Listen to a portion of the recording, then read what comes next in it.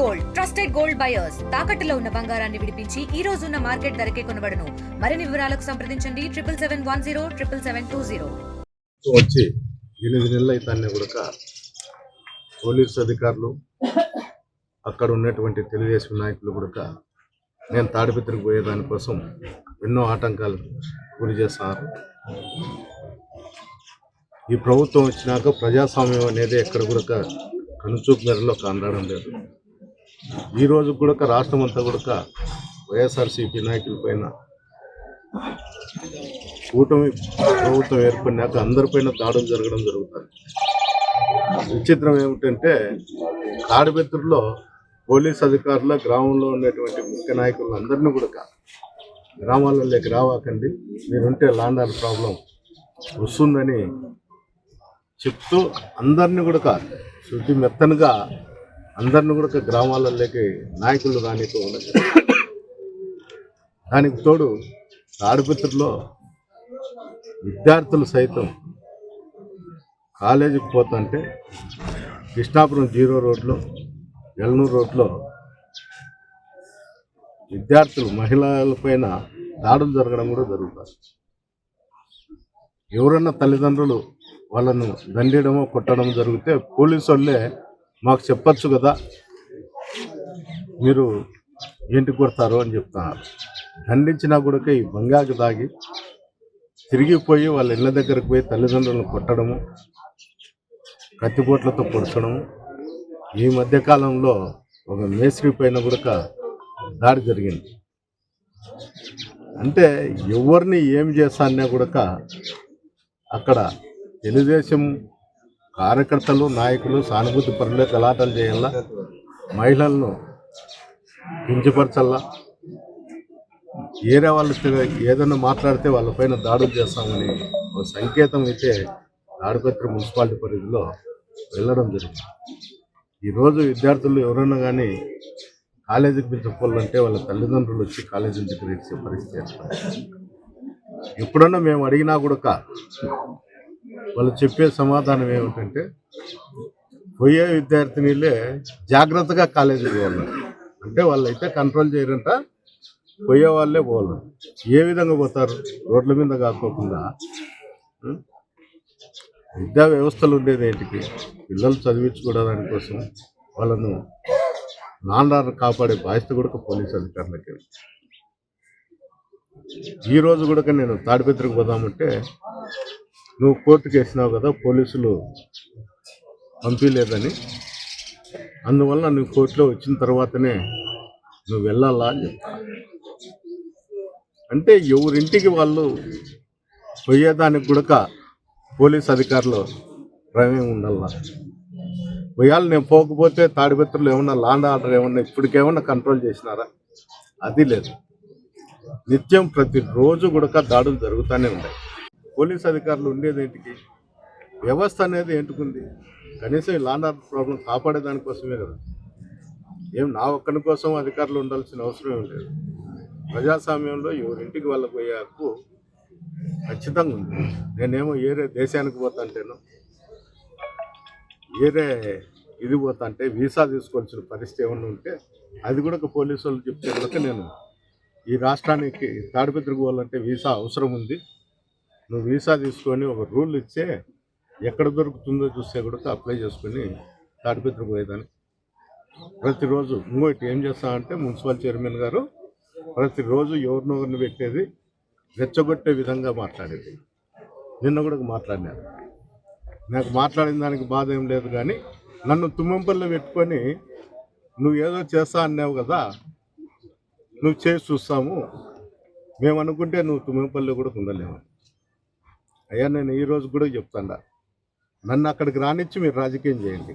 మీరు ఏం మాట్లాడుతున్నారో దానికి నేను కట్టుబడి ఉంటానో ఉండనో ఆ వారం మీరే నిర్ణయించండి. అంతే తప్ప మీ ఇష్టానుసారం మీరు మాట్లాడేది నేను ఇన్నెట్లు పోతాను. ఏంటికంటే గ్రామాలలో కొంతమంది ముక్కుబడి ఉండి అమ్మవారికి దున్నలు అవి ఇవి ఇస్తాను. వాళ్ళు ముక్కుబడి తీర్చుకునేటప్పుడే అవి చేనులలో ఆడేయడం వేసి ఎక్కువైపు ప్రజల మీదకి దాడి చేస్తా అంటే తీసుకుపోయి ఏ టైంలో అంటే ఆ టైంలో దాన్ని బలి చేస్తాను. అట్లా మున్సిపల్ చైర్మన్ కొంతమందికి నిమ్మకాయలు కట్టి బయట ఇచ్చినారు. నేను క్రైమ్ చేస్తానని నేను ఎప్పటికీ చెప్పను, నాకు ఆ అవసరం కూడా లేదు. ప్రజలే తిరగబడి ఏదో రోజు చేసే రోజు వస్తుంది, ఖచ్చితంగా వేచి చూడాలి. ఈరోజు అతను నేను లంచం తీసుకోలే, తాడిపత్రి అభివృద్ధి కోసమే నేను చేస్తాను అంటాను. తాడిపత్రి అభివృద్ధికి చేస్తా అంటే సంతోషమే. మళ్ళా ఎక్కడన్నా ట్రస్ట్ పెడితే కొన్ని సంఘాలతో కూడినటువంటి ట్రస్ట్ పెడతారు. రోజు నువ్వు రొట్టెల కాన్ నుండి, టీ అంగళ్ళ కాన్ నుండి, చికెన్ కాన్ నుండి, మటన్ కాన్ నుండి లాస్ట్కి విద్యా సంస్థల్లో స్టూడెంట్ని చేస్తే కూడా నువ్వు డబ్బులు ఇప్పించుకునే పరిస్థితి తయారైంది. ఏమన్నంటే నేను డెవలప్ చేస్తాను. ఏం డెవలప్ చేస్తాను? నువ్వు అనౌన్స్ చేయి, నేను ఫలానా దానికి ఇది డబ్బు పెడతాడా, ఇద్దరు చూడి అని చెప్పి కొంతమంది కులాల పండుగనో లేకపోతే పార్టీల పండుగనో అందరినీ కమిటీ చేసి పెట్టి చెప్పు. అదేం చేయవు, నీ ఇంటికాడ ఉండే వాళ్ళని పెట్టుకుంటావు, ఎంత అంటే అంత డ్రా చేస్తావు.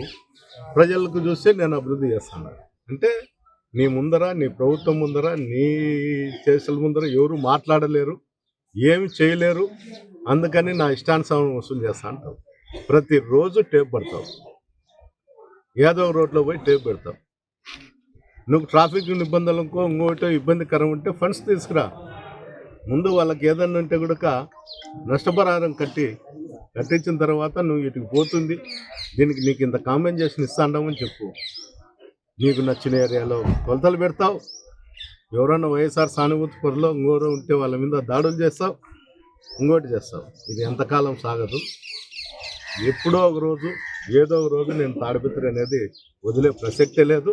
నేను ప్రతి క్షణం నేను తాడిపత్రికి వచ్చేదానికి ప్రయత్నం చేస్తూనే ఉంటా. ఎవరు ఆలోచన చేయాల్సిన అవసరం ఉంది. నన్ను రానిను అనేదానికి నీ చేత కాదు.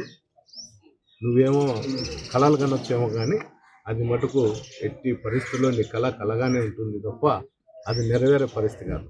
నువ్వు ఎంతమందితో మాట్లాడించినా, ఎవరితో మాట్లాడించినా నేనైతే సహనంతోనే ఉంటా. నేను తాడిపత్రి ప్రజలను ఎప్పుడూ మర్చిపోను. నాకు 80,000 ఓట్లు వేసినారు.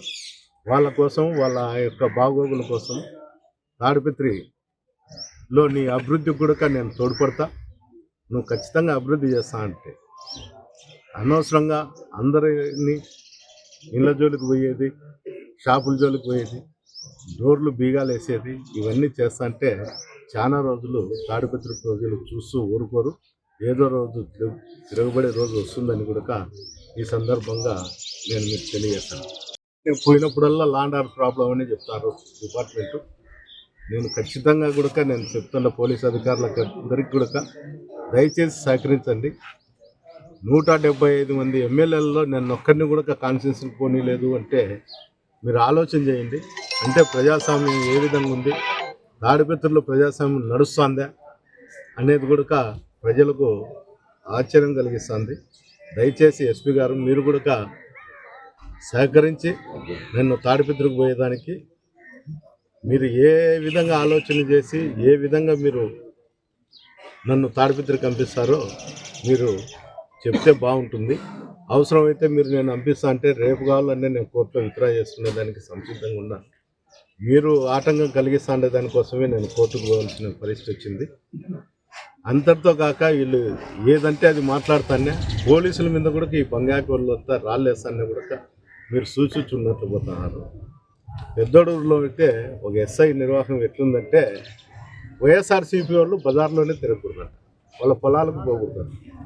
సార్ మా పొలం కాడనో లేకపోతే మేము బజార్లో కూర్చుంటేనో తెలుగుదేశం వాళ్ళు ఇట్లా తిరుగుతున్నారు, మీరు వాళ్ళని పిలిచి దండి ఏంటంటే మీరేంటి కూర్చున్నారు బయట అని చెప్తారు. దాని బదులు ఆయన పోలీసు దృష్టిలు తీసేసి పచ్చ సొక్క వేసుకొని తిరిగితే బాగుంటుంది. నాయన ఆంజనేయులు గారు, ఎస్ఐ గారు, మీకు అందరికీ నేను తెలియజేసేది ఒకటే, కాలం అనేది ఇట్లనే ఉండదు.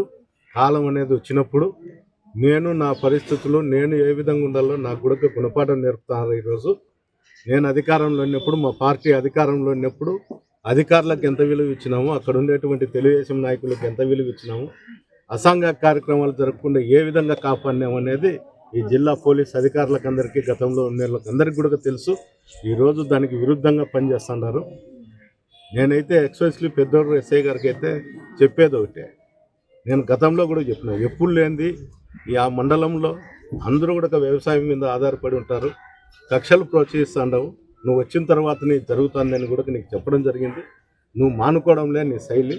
కానీ దీని మూల్యం ఏదో రోజు అవకాశం వచ్చినప్పుడు ఏదో రూపకంగా నువ్వు చెల్లించుకోక తప్పదు. చిన్నోడుగురిలో మధుసూదన్ రెడ్డి అనే అతని మీద దాడి చేస్తా అంటే తెలుగుదేశం నాయకుడు స్పాట్లో ఉన్నా కూడా కేసులో కూడా ముద్దాయిని చేయలేదు. మల్లేపల్లెలో ఒక అమ్మాయిని చంపితే కాంప్రమైజ్ చేసి మీరే దాన్ని సాల్వ్ చేస్తారు అంటే ఎక్కడుంది చెప్పు న్యాయం? నీ గురించి అన్నీ కూడా మేము కనుక్కుంటున్నాం. ఏదో రోజు నేను పై అధికారులకు కూడా తెలియజేస్తాము. నువ్వు దీనికైతే ఏదో రోజు మూల్యం చెల్లించుకోక తప్పదు. పోలీసులకు ప్రజాప్రతినిధులకు అనుబంధం ఉంటుంది. నేను మాట్లాడిన మాత్రాన్ని నీకు నేను ఫోన్ చేయను, ఏదైనా సమస్య వచ్చినప్పుడు నేను స్పందించను అనేది తప్పు. నేను ఎట్టి పరిస్థితుల్లో ఈ కాన్ఫరెన్స్లో నువ్వు తప్ప వైఎస్ఆర్సీపీ నాయకుల మీద అనవసరమైన కేసులు, అనవసరమైన దాడులు చేయిస్తా అనేది ఏరే వాళ్ళు ఎక్కడ కూడా జరగడం లేదు. దయచేసి నువ్వు ఇప్పటికైనా మానుకుంటే మంచిదని ఈ సందర్భంగా తెలియదు. పోలీసులందరినీ పెట్టి ఎట్లా పోతారు? పోయినప్పుడల్లా అడ్డుకుంటానే ఉంటారు. కానీ త్వరలో కూడా నాకు కోర్టులో కూడా న్యాయం జరుగుతుంది అనేది ఆలోచన ఉంది. ఖచ్చితంగా కూడా నాకు కోర్టు నుండి ఉత్తరాలు వస్తాయని నేను ఖచ్చితంగా కూడా పోయి తీరుతాను. మరిన్ని వీడియోస్ కోసం ఛానల్ ని సబ్స్క్రైబ్ చేయండి. లేటెస్ట్ అప్డేట్స్ కోసం వాట్సాప్ ఛానల్ ని ఫాలో అవ్వండి. ఆ లింక్ డిస్క్రిప్షన్ లో ఉంది.